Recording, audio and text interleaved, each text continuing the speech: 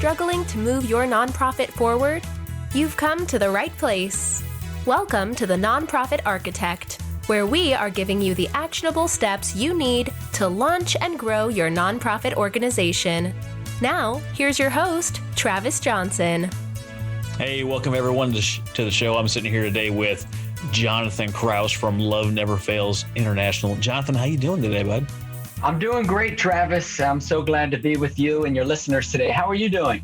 Man, I'm doing fantastic. If I said anything else, I'd be lying. I want to talk to you. I had a great time talking about Love Never Fails International. You do most of your work in India, and we're going to talk today about how to multiply your staff, develop leaders, and actually delegate so you don't have to do everything.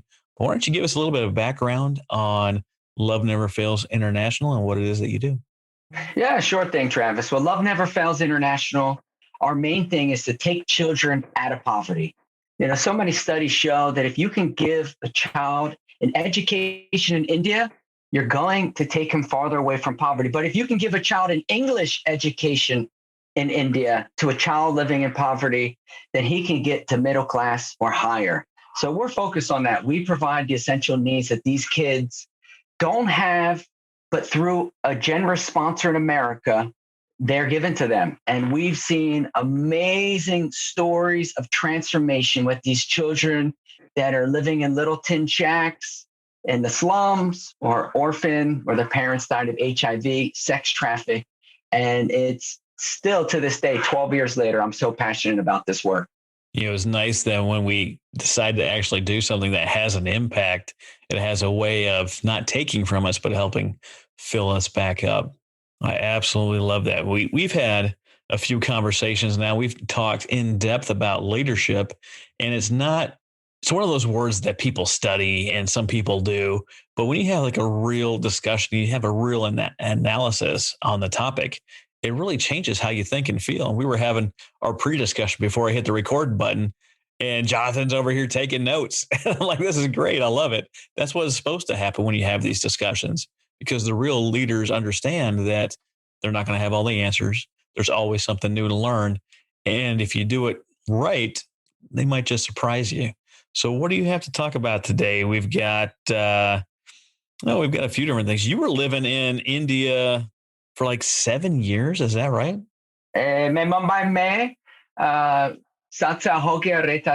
I lived in India for 7 years. I picked up Hindi language. My wife is a Marathi woman, so I picked up some Marathi too. And I get to go back every couple months. I was just there at the end of March 2021. That's got to be hard, right? When you can't always be there in person to run the show. I know so many nonprofits, especially startup nonprofits, they've usually got one person that's the janitor and the CEO and doing everything in between. But you can't do that when you're running a nonprofit halfway around the globe. Now you got to delegate. You have to raise up leaders. If you're going to be most effective, you have to multiply yourself. How does one do that? How does someone multiply themselves? Yes. Well, leadership is all about getting others to do the work for you. And if you want to make it sound even prettier, leadership is about getting others to do the work for you to reach a mission. Our mission is to get these kids out of poverty. So first you have to find the people, and that can be a challenge. But, and people, you have to build a relationship. And so you'll get to know them and see how they act. And how do you build trust with somebody? Well, in order to build trust, you have to give trust. So that's what I do. I've given trust to leaders. And then when they show that they're faithful, give them a little bit more trust. And so that we have developed several leaders. In fact, with Love Never Fails International, we have 63 staff today. 53 of them are in India and 10 of them are in America. That's fantastic. How many different centers are you guys running? We have 20 centers from coast to coast in India, all across the country, to Mumbai, to Nagpur, the centermost point of the country, to Calcutta and Orissa, and many villages in between. What was your first hire like? When I think of the first person that I'm going to hire, I think of the person that's going to fill the gaps that I'm not either fond of or I'm not an expert at, So I'm not going to be looking for someone that's just like me. I've got to look for someone that's not like me, someone that has different qualities. What did it look like when you got your first hire? Well, it was a very challenging one because when I went to India, nobody gave me a paycheck. I started this organization. So I had to go ask people to give to me to do this work and help these kids with not a whole lot to show for it. So I can remember my first hire. And it didn't just come because everything was going great and we had money and just needed to spend it on staff. In fact, I was working with local churches in Mumbai and they were providing volunteers. But the problem with these volunteers were they were not coming regularly. My mission was to provide regular service for these kids in the slums. So I met this one guy at church and I said, hey, listen, would you like to work with the children in the slums? I'd like to make a proposition for you. I said, I will pay you 100 rupees every class you come. I said, I need you 5 days a week. And he said, okay, I'll think about it. And he was the first hire. And then about a year later, I said, I said, you're doing a great job. I'm really proud of you. I want to promote you to director over the couple other staff that we have. He said, I could never do that. I said, yes, you can. You have to believe in yourself first. And he has been such an asset to where we had somebody to contact us out of the blue from Africa that wanted to come and support our centers. And I said, okay, great. I had a little talk with him. I said, I'm going to put you in touch with our director, this person.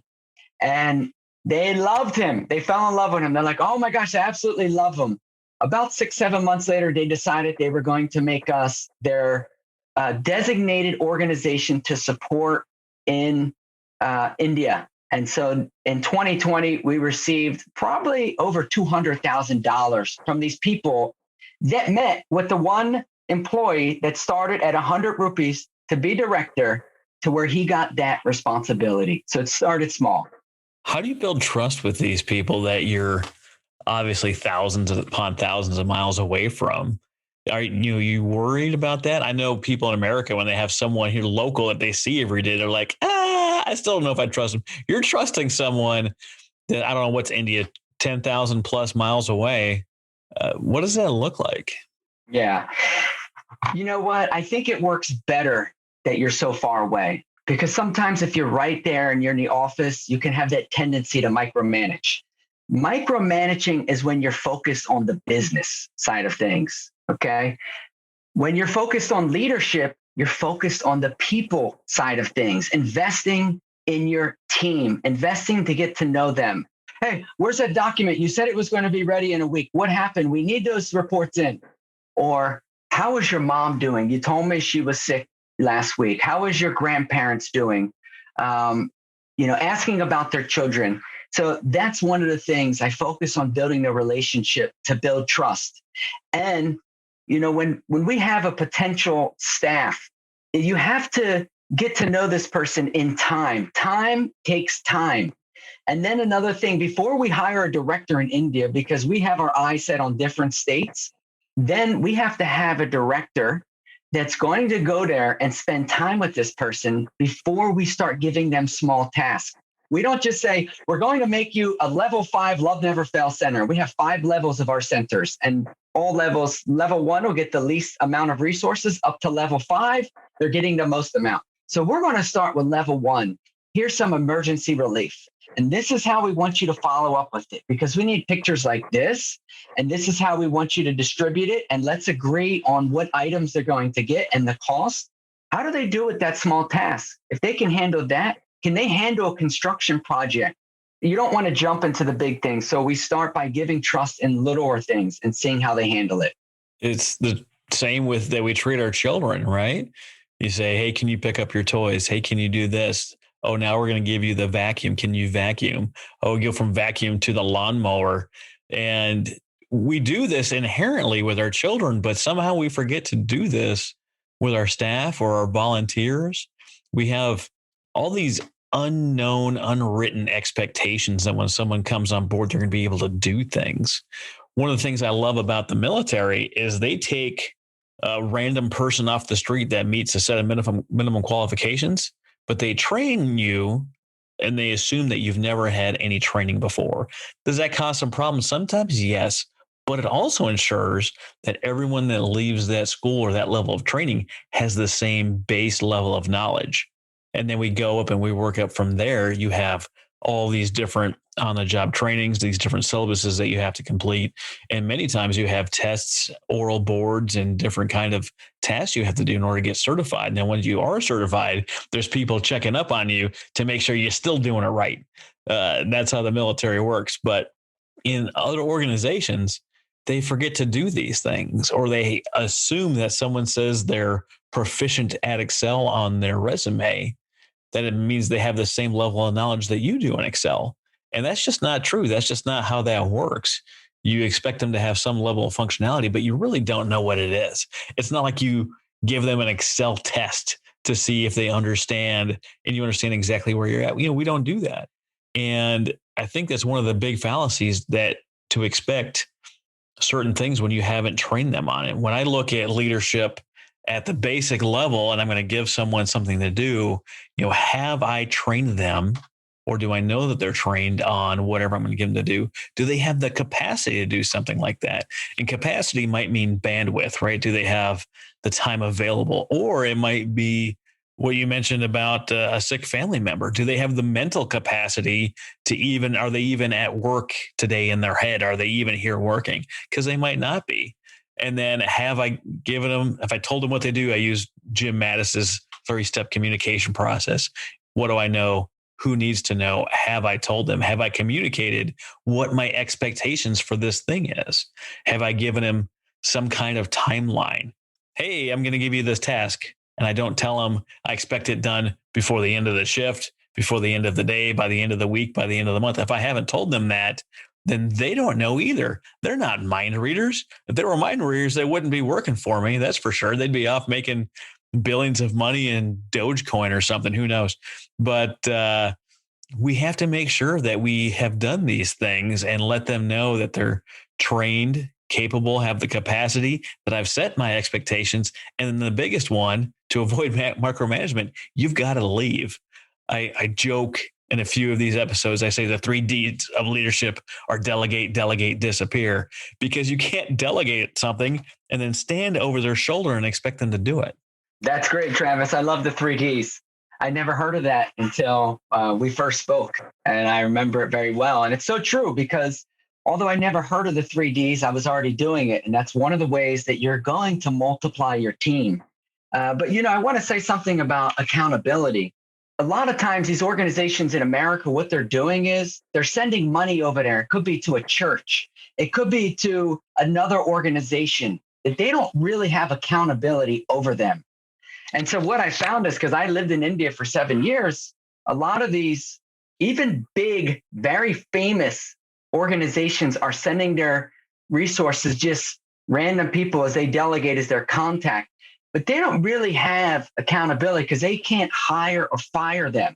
They can give them resources, they can distribute it. So that's one thing I found, is you need to be able to delegate, but have accountability. Otherwise, delegation without accountability equals chaos. I like that. Delegation without accountability equals chaos. This is a little departed from our standard discussion. I read an article, is either this morning or last night, I can't remember. And it was an inmate on death row writing a letter to his mother. And he said, if all things were equal, you'd be here in the chair next to me, because when I did this growing up, you didn't hold me accountable. You didn't say anything about it. When I did this, something more severe, you didn't say anything. You didn't hold me accountable. All these things that I did, all these indicators of bad behavior, you never held me accountable. And now when I got into the real world and they're holding me accountable, I wasn't trained for that kind of life, because I believe that if parents don't discipline their kids, if bosses don't hold their workers accountable, if we as citizens don't hold our politicians accountable, then we're authorizing that kind of behavior. And when we do that and something bad happens, and then we wonder what happened, that's on us. That is definitely on us. We have to have those systems in place. I work in aviation for the Navy, and everything has a worker and an inspector. When my wife works at a pharmacy, she's the worker, and then she's got the pharmacist that's the inspector. They make sure everything was done right. When we get into those situations where we're going too quickly and we don't let the process that we've put in place work and we just do things to get them done, that's when we have the most mistakes. That's when we're letting things fall through the cracks. There's a reason people that are writing college papers trying to get things done, like their thesis or dissertation, that's why they hire an editor. That's why authors hire an editor, because we don't catch everything. It's hard to see the label when you're in the box. You have to have someone else with you. And if we don't hold people accountable, if we don't hold people to that standard, we create problems. I know so many things. They say that people don't leave a job, they leave a manager. And I see that that's true in every sense of the word. And one of the biggest things that frustrates me as someone that works is when I see a standard not being enforced. When some people can get away with it and some people can't. That's something that really creates a hostile work environment and creates problems when some people are being held accountable and some people are not. Do you find that that's true in your line of work? Yeah, because a lot of the things we do at one center, we do at many. So you get to see how these directors, they want to operate. And I'll tell them, this is like your own business. This is what you make of it. This is your center. It's in your community. And you'll see some people, they'll cut corners and you can talk to them. And, a lot of times they're very humble and they're like, okay, sorry. But if you keep letting things slip, things will go. We had just let a staff go from our office in New Jersey. And so I went in and I was looking at some of the database and I said, oh, they were like cutting some corners. They were getting the job done, at least it was at 50%. I've learned if somebody can do it 50%, let them go, but try to improve them, so you can't expect perfection. Then I looked at a form and I said, oh, that's not the correct form that they were getting back and forth from India. That comes from our child sponsorship. And I said, oh, this person here was doing the work in the office to edit this form when they could have just sent the form, the master copy, to India, this one location, and they could have sent it back correctly. And they didn't have to take 5 minutes on each form to correct, where we get a couple each day. I said, wow, so they're gone now. But if they were here, I would have said something to them, like, listen, you're making more work. It might take you a little time to update the form or talk with them and correct them. But ultimately, this is a form that's going to be used a lot. Yeah. You got to find out if it's the person or the process. And then you've got to give them the benefit of the doubt. I don't know how many times you give them the benefit of the doubt. When you make the first mistake, it's a mistake. When they make it again, it's a choice. They've chosen not to learn or implement things that help them do things better in the military, especially in aviation. When you make a mistake, you've earned yourself the right to write a checklist. Either there was a checklist that you didn't follow, there was a checklist that you did follow that wasn't correct, or you tried to do something without a checklist. So myself, when I started this podcast, I recorded an episode, this great interview, and I was done. I closed the Zoom screen and you expect this little pop-up that says it is processing. And I closed the screen and that pop-up didn't pop up. And I was like, oh, I didn't hit the record button. And then I told my boss about it. He's like, well, sounds like you earned yourself the right to write a checklist. I was like, I did. So now I have a little sticky behind my computer screen that says, look at the camera, smile, hit record. And it's just one of those things that you might not think about until you get to a place where, I did make the mistake. I didn't know this thing. I didn't understand. And if you're the boss and you're trying to figure out what this might look like in your organization, what it might look like is you're answering the same type of question on a regular basis, or they're following a policy or a procedure that's been put in place and they have questions. Well, if they come to you with questions, then the policy or the procedure wasn't written correctly and it's time for a revision, a little update, some clarifying language, maybe a graphic, whatever the thing is. And then when you put that back in place and put it back out into the work, all of those questions should go away. When I wrote the Ultimate Podcast Guide, I said, please, please, please come back to me with questions. I want to make sure I have the best product available. So if you're asking questions, my guide isn't good enough and I want to update that thing so we help all the other people behind you get all to the right answers, because has got the most complete and up-to-date information. And people are like, really? What? That's interesting. Why would you? That doesn't sound like a lot of people are doing that thing. Why do you want to say that? I'm like, I don't want to have a garbage product on the street. I don't want to have you buy an ebook from me that gives you that bad taste in your mouth because it's not what you thought it was. This is a no bad aftertaste product because I don't want to put anything out that's going to try to ruin my name. Do you find that having the correct procedures and policies is important, especially working remotely 10,000 miles away from where you're doing business? Yeah, absolutely. I wish I would have thought about that earlier, but after enough pain, it will move you in the right direction. So what we have is called the playbook. So if somebody, let's say they want to say, how do you process a new child sponsorship? They can go into that playbook and step by step, it's going to tell them. And there's probably about 20 steps in there. And just think, before these playbooks were written a couple of years ago, each person that would come on the team, they would have to learn it. And it was only through mouth. Okay. And then practice a little bit. Now we can delegate to them faster because they have a list, they have a guide, and we keep adding to the playbook. And in fact, the other day I was adding a couple of things. It's like, why don't we have that in a playbook? I said, let me go and add it. And I put a couple other things in there that I thought will be helpful. So if somebody says, okay, what to do for that? It's in the playbook. There you go check it out. And then if they have questions, they can always come and they can ask. Yeah. See, I like that. That's fantastic. But you know what, Travis, I want to say something as we're talking about, getting these people in and delegating.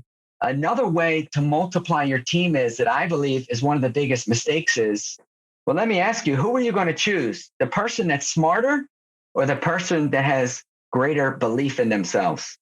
Oh, that's a good question. We were just talking about this before we started. We were talking about Tim Tebow getting signed with the Jags and what that might look like. He's not there as a quarterback. He's been out of the system for 6 years. What is the reason that he was hired? And one of the things that you mentioned was maybe it's because of the belief that he brings to the team. Urban Meyer was obviously his college coach, and belief is a huge part of everything. Everything stems from belief. Your beliefs, thoughts, feelings, and actions.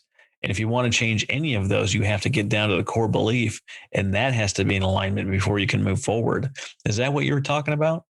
Exactly. That's what I'm talking about, because you need somebody that is, one, going to believe in your mission. What are you trying to accomplish? Are they a believer in that? They could be the most skilled person, but belief is going to trump skill. Because if they're not buying in, if they don't believe in the mission, how long are they going to stay? Number two, they have to believe in themselves. Have you ever met a person, just no matter what, they're like, I'll get it done. I can do it. I'll give it my best. That's the person you want on your team, because they say 20% of the people that you choose are already going to be motivated. It's just, you can't get caught up focusing on the 80% that are not naturally motivated. About 50% of the staff, they're going to be like in maintenance mode. Just get the job done. Okay. And yeah, let's just let it roll. But they're not visionaries. The 20% are the visionaries that believe in the mission. They believe in themselves. They want to take it to the next step. I was in India at the end of March, and I was with our top director. Okay. And he's earned that because he's shown he wants to step up. He wants to go above and beyond. He's a visionary. And we have a very fairly large construction project going on. He's over there yelling with all the builders, and he's got his architectural plans out. He's just a director over the staff and the children. We have a building company that we hired. Okay. He's telling, you didn't make this right. I'm like, whoa. I was like, just relax. But in my mind, he's taking ownership. I didn't have to tell him. When you overlook this project, you take ownership. You treat it like your whole family's moving. Never had to tell him, because he's already in the top 20%. So who do you want? The person with all the skill and not really believing, or the person that's believing that you can shape and mold? You want the believer. Yeah, absolutely. I remember a few years ago hearing the difference between a coach hiring a baseball player, the guy that runs with perfect form, or the guy that runs with terrible form, but just as fast. And the answer is terrible form, but just as fast, because you can fix the form and make it faster. Yeah. Too many people think you've got to walk in ready to do things. I was reading a study a few years ago that talked about some of the differences between men and women. And, spoiler alert, of course, this doesn't apply to everyone. So before I get a bunch of angry messages and emails, this is just generally speaking. Generally speaking, a man is willing to ask for a raise or promotion when he's like 65% qualified or ready for the next position. And ladies in general, you have to be 90 or 95% to feel that it's okay to ask for the next role. So who's right? Who's wrong? I don't think it's either is right or wrong, but it's just difference in what they think is appropriate for that next level. Guys really are designed and wired, again, generally speaking, for that achievement, for that next level, for that next thing, because that's part of how we define ourselves. And ladies in general don't feel the same way. So I got to wonder if that has something to do with how we're looking at the different gender roles in America right now, saying, oh, ladies only make X amount of money per, their same experience level against their peers and all that, is one of the reasons that the guys are just asking for it earlier and the ladies are not. Could be. I don't know everything, but that has a lot to do with how things happen in the workplace. That desire for that next thing, that desire for that next level, taking ownership, showing initiative. Men and women, generally speaking, look at it in different ways. That's true. And that makes me think of the abundance mindset versus the scarcity mindset. This morning I had a meeting with our senior director in India. And I'm just thinking, as we're talking about belief versus skill, he doesn't have a college degree. We do have directors that went to college. His English is not that good. English is his third language. We do have directors that went to English school and they speak excellent English, but he's getting paid more than the other directors. He also has more responsibility because he has that belief system built into him that he can do it. Sometimes I look at his reports that he sends. I'm like, who made that? He's like, I did. And I'm like, wow, this guy, he must have spent a lot of time on it. I said, but he believed that he can accomplish it. And it's very helpful to see everything broken down. So good that I can give it to a major donor. And I'm like, man, this is like making us look good. And we talked about this morning. He has a major building project going on in one area. We talked about one more building project. Two more building projects on top of the other, which will be the third that he would be over. You think I'm not waiting to give him a raise? You think I don't want to make sure he stays with our organization and he's well taken care of? Because he also can multiply. Yeah, those leaders with belief and trust are probably the top two things. Well, belief, trust, and integrity. Belief, integrity, and trust. Just a little bit. Simon Sinek was doing a presentation talking about the Navy SEALs, and he loves the way the Special Forces look at things and do things, and they have a different perspective. He says they will take someone that they trust fully who doesn't yet have the skill over a person that has all the skills, but they don't trust. Because when they're out doing a mission and it's just the people next to you with not a lot of support, trust is their top factor in determining if the mission is going to be successful or not, if they're going to integrate within the team, if they're going to be able to go out, Lord knows where to do something and it's going to work. They're going to pick the person that they trust over everything else. So if you're in a nonprofit and you're looking around and you have people around you that you don't trust, got to ask you what they're doing there. Jonathan made a good point bringing up the difference between abundance and scarcity. I don't judge people. I don't do a lot of things other people do. But one thing I do is I categorize people. When I meet someone or I interact with someone, I put them in either the abundance or the scarcity column until they prove me wrong or change or do something differently. I am not interested in people that talk about lack of resources, that talk about obstacles, talk about competition with other nonprofits, because I don't believe that that's true. I think that there is abundant resources. I think that obstacles are just challenges and a new way to learn and grow and something else to build off of. And that's the kind of people that I want to be around. I want to be in my life. I want to work with. I had someone get a hold of me yesterday that wanted to sit down to a meeting to get some consulting. And I could tell from the little pre-conversation we had that I wasn't interested in working with them, even if they would pay me double or triple. Not interested, because I know where their mindset's at, and I know that they're not willing to listen or grow or change. Those are the kind of people that I want to be around. Those are the people that I want in my life, in my inner circle. When I talk about people in my inner circle, I think I've talked about this before. People in my inner circle, when I get off a phone call, I feel fantastic. I know they feel fantastic. Everyone feels elevated. Everyone feels like they've learned something. Everyone knows on that conversation, know that the other person cares about them. I did a little intentional gratitude. Gratitude is a verb. It requires action.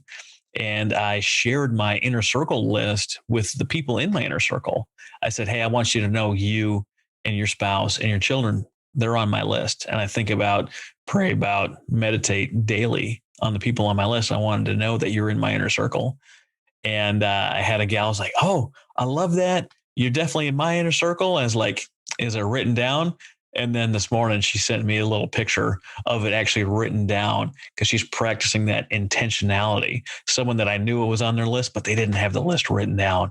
What are some things that you write down? Every day I write down 3 goals. It's so simple, my journaling. I write down 3 goals. Then I write down 3 prayers. Could be for me, could be for someone else. And then I write down whatever's left. It's just a regular notebook, regular size, college bound. I write down gratitudes, grateful. I'm grateful for, and whatever space I got, it's usually about 10 things I write down. So every day I'm writing down 3 goals, 3 prayers, and then the grateful list. Then I review it after I write it. I let it sink in. I look at the goals. I pray for each one specifically, and I go back over the gratitude. And that helps me to get started my day. Isn't that a great way to start your day, is to start with gratitude? I know my grandma used to always say the only attitude that matters is the attitude of gratitude. And when you're there, everything else is in alignment. And I love that about her. As a woman that always had a smile on her face and always had $5 for me because she was sure that she forgot my birthday. Oh, I'm sure you've had a birthday since I've seen you, which is just wonderful. How do you deal with employees that bring problems to you? How do you handle that interaction? What does that look like? Is that a here's the answer, get out? Is that a teachable moment? Are you training them? How do you handle those things? Everybody wants to be seen and heard. So I always try to practice that. Let them be seen, let them be heard. And, one of the difference you can tell of micromanaging leading is a leader is going to ask twice as many questions as they give answers. So I'll ask them to try to get insight, to find out a little bit more about what's going on, and listen to them. Because a lot of times people just want somebody that's going to hear them and see them. I know we were talking before the show about things of this nature, and I have a very different approach than a lot of other trainers, a lot of other bosses. When someone comes to me with a problem, like a legitimate problem, I don't give them an answer or solution. And a lot of people are frustrated with me for doing this, because what I do is I ask them questions and I walk them through the process of how to solve their own problem. And some people get grumpy with it, like, why can't you just give me the answer? And here's the deal. If I give you the answer, then when you walk away, you either know the answer or you don't. If I'm not around, you either remember it or you don't remember it. But if we walk through and teach you the process of how to figure out the answer, then whether I'm there or not, you can remember it, not remember it, or you can know how to figure it out and find the answer on your own. It doesn't do anyone any good if you don't know how to figure it out when I'm not in the room. And a lot of people are frustrated with that. A lot of new trainees are like, just give me the answer. I'm like, I'm not your teacher in high school. I don't owe you the answer. Giving you the answer doesn't help you. It might help you now. It might help you for the next 10 minutes, but is it going to help you 3 weeks from now? And 3 weeks from now, when that question comes up again, are you going to know the answer? Are you going to know how you got to that answer? Are you going to know why that answer matters? If the answer is no, then I'm not doing you any favors by just giving you the answer. And it's interesting to see different reactions. Another thing that happens is when people bring a larger problem to the office and say, hey, I need help with this big thing. And I send them away. And it's like, hey, come back with 3 potential solutions. Consider this, consider this, consider this. And they go out and they do the work and they come back. And I'm like, well, which one would you choose? And why would you choose it? And are these 3 legitimate answers? And again, they're like, they get frustrated and like, why are you doing this? I'm like, I'm teaching you how to creatively problem solve and then how to creatively go through with an answer and figure out why one is going to be more viable than another one. And if we can implement that. And they're like, I had two guys that were working for me when I was younger in the Navy. And I took this approach with them and they were both super frustrated with me. And then I left. I had a few months before I left and I was doing this. I was letting them take the reins, letting them be in charge. And it was their, as a safety net, anything they had problems with. And they were frustrated. Like, you're not doing nothing. I'm like, you just don't see it yet. Right. You don't understand yet. Like, we're going out here, we're working, we're doing this stuff. And you're just sitting in here. Well, I'm taking care of some different things, but yeah, I understand how you'd feel that way. And a few months went by after I checked out, after I left, and I got calls from them on back-to-back days. And they both called me and they said, you know what, when this was happening, I wasn't happy about it. I felt like you weren't pulling your weight. You weren't doing anything. And he's like, the second that you left and it was on me, I knew exactly what to do. I knew exactly how to handle this situation. I knew exactly what I needed to do. And in fact, I have waited so long to call you because I was kind of embarrassed because I instantly figured out what you were doing and how it was the right way to do it. And the same call from both the guys. One of those individuals went on to do bigger and better things, and the other one got picked up to go work for the Blue Angels. So they understood and implemented the things that we talked and the things that we trained about. It was a fantastic experience, although they didn't feel that way initially.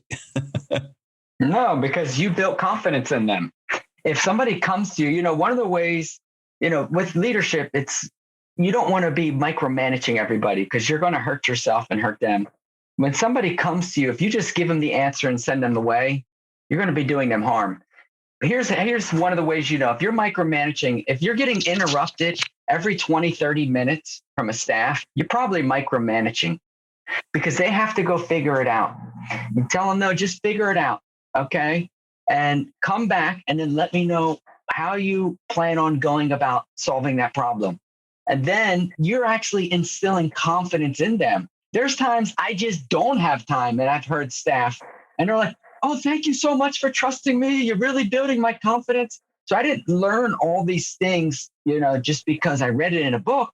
It was like, oh, I didn't have time to give them anyway. And they're saying this is a good thing. I better take note and redo that. I've got a mentor, Stephen Kuhn, and he's episode number 50 on the show. He talks about how to make your website an active employee, and he's got 3 nonprofits making $200,000 a month. So if you haven't listened to that episode, hop back and listen to that episode. But he talks about creating space with the people around you, coming into the room with no expectations and working through things. If I give people the answers all the time, that's only going to solve a problem in the way that we currently know how to solve the problem. The only way you're going to get to a solution for something that's not yet solved is for me to not give the answer. I have to allow them the space and the bandwidth to go out and attack this thing from a new point of view, a new perspective. Because if I just give them the answer, doing it the way we've always done it, I'm not going to get a new result. Maybe the way I know was good 10, 15, 20 years ago, but now that is by far the hardest way to do business, the longest way to an answer. And there's so many other tools out there that I just haven't known about, I'm not familiar with yet. If I give them the answer, I prevent that new solution. And I am not willing to compromise new solutions just to get my way or do it the thing that I'm most comfortable with. Yeah. Also, we're creating learned helplessness with our team. I knew you were going to bring that up. Learned helplessness is the worst thing. And it seems more prevalent in the younger generations, where they just feel like you have to tell them everything what to do. If you can get a person out of that, then how much more beneficial they'll be for you to reach your mission. Yeah, without a doubt. Learned helplessness. We were talking before the show started about something as simple as changing the way we write word problems in math in elementary, middle, and high school. Because the current model says, I have $10, thing I want to buy costs $2.50. How many things can I buy? That's a consumer mindset. That's a worker mindset. We could easily rewrite that statement to say, I have $2.50. The thing I want costs $2.50, but I got to buy 4 of them. How much more do I need to earn? And all of a sudden, you're looking at the same problem from a different viewpoint. You understand that you might have to make $7.50 in order to get what you want. And you can also add, how many widgets do I need to sell in my business in order to earn this much profit to get the thing I need? And when you look at it from just a little bit different perspective, you get a whole new thought process and a whole new way of looking at life. Absolutely. I feel like I'd be doing your listeners a disservice if I didn't say one thing that helped me the most to really multiply staff and team. You don't have to be great to start, but you have to start in order to be great. And what I want to say off of that is start small. If you're an executive director, if you started a nonprofit and you wear all the hats and you know that you need somebody to help you, you don't have to hire a full-time position. I've seen people posting in groups with 30,000 plus on Facebook, and they're like, oh, we got to hire. We don't know what to do with payroll. We don't know what to do with benefits. We don't know this. How are we going to pay them? And I'm like, just start small. Hire somebody for 1 hour a week. You don't have to go for the grand slam on your first hire. Hire somebody for 2 hours a week. You can do that. That was one of the things that helped me the most when somebody told me, just start small. I hired somebody for 100 rupees a day. There was no contract, no nothing, but it was a starting point. I had to get somebody to go to Upwork.com, hire a virtual assistant, hire a graphic designer to do one project that you don't do. It'll probably look a lot better too. And it's going to be a lot less stressful. Start with one thing in the week. Give 1 hour to delegate a project to and slowly build your way up. Yeah, absolutely. There's many episodes that I've done where we talk about how to find volunteers, how to find quality volunteers. Use a volunteer. Use someone in college that needs a resume boost. You have to go out and find these people and cultivate them and develop them just as you would a hire. But don't just do it by yourself because you're not unsure how to move forward with this thing. When I started this podcast, I didn't have a set audience. I wasn't sure what I was going to be talking about, but I knew I wanted to do something in the nonprofit world. And I started this thing. And now we've got all the accolades and people love us and whatever have you. But that wasn't day one. Day one, I recorded an episode and I threw it out there to see what happens. Now in 1 week, I'm getting more downloads than I got in the first 6 months. And it's not because I don't know what I'm doing or anything like that. It just takes a jump off point. The hardest part is starting, but man, is it a lot easier to turn the car or steering wheel when you're in motion as opposed to when you're stopped. It's a lot easier to adjust and change directions. And you're going to adjust. You're going to change directions. When you look at something like your mission, that's only one piece of it. You want to provide service X to people Y. That's it. Jonathan wants to provide education to children in India to help them get out of poverty. The vision is something different, right? The vision might be all kids in India speak English, are educated, and are on the right track. And all the little goals in between are the steps on the mountain where the vision's at the top.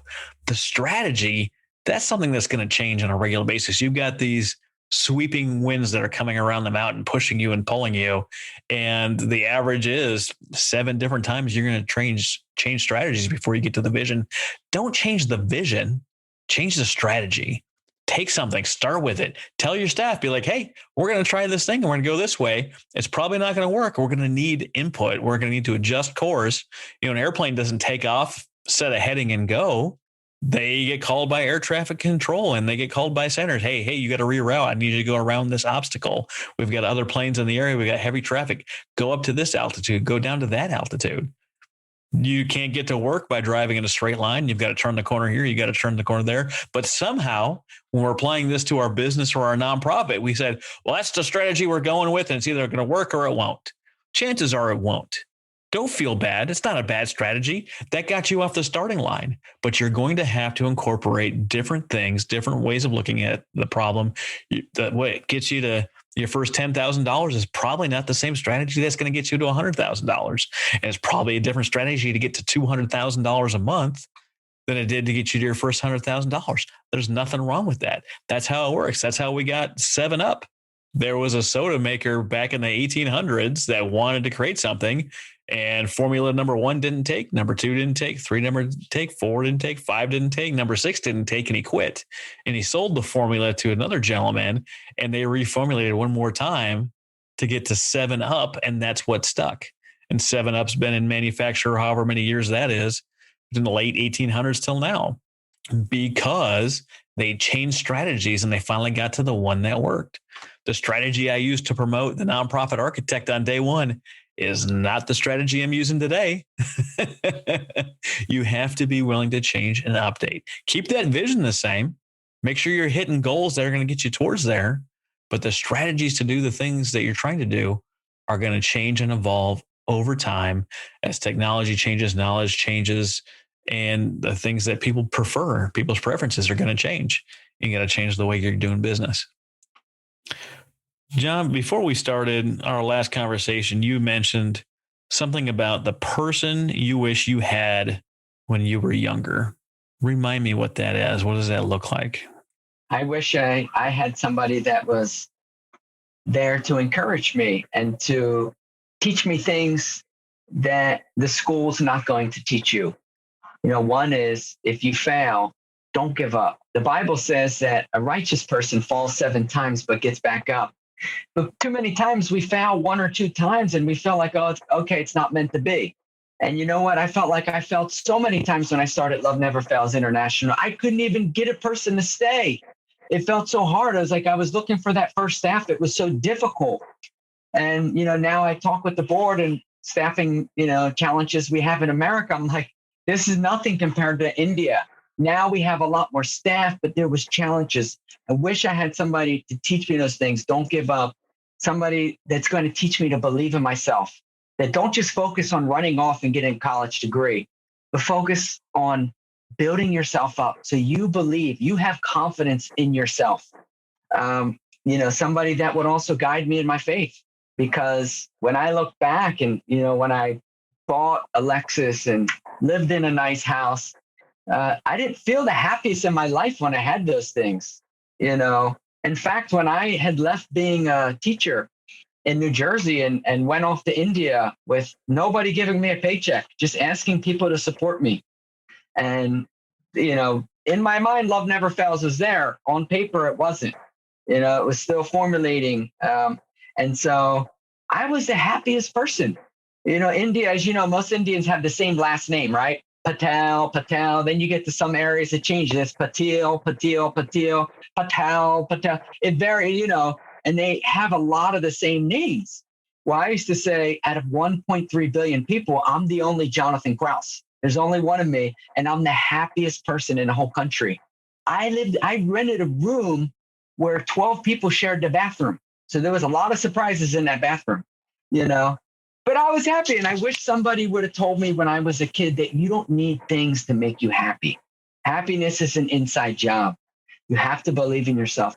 Work on your faith. My faith is in Jesus Christ. That's what really fulfills me, gives me a purpose to follow. And then also, don't just focus on yourself, but give back to others. Now you were helped. Now pass this along to another person. So I often think of the kids that we serve, that we can be the people that we wish we had when we were younger, to these kids that are living in poverty, which before COVID even came, it was already a crisis in these slums. No running water, no toilets in their homes. Forget about, I don't know, PS4, is that the thing? I haven't played games for a long time, you know, but I'm all for having fun. I just don't have a game system. So these kids, they don't have anything compared to us in America. But one thing you can find some of them with is joy, because they've accepted their circumstances. And some of them will move on from that with a little help from the right person and believing in themselves. I tell you what, I can't think of a better way to wrap up our discussion today than ending on joy. Jonathan, this has been fantastic. Where can people find you and get a hold of you? Yes, come visit us at loveneverfailsindia.com. We also have a Facebook page at Love Never Fails India. Please come visit us, see the work that we're doing. If you felt led, sponsor a kid in India to where you'll get updates on these children, the child that you sponsor. That's fantastic. Thanks so much, Jonathan. Thank you, Travis.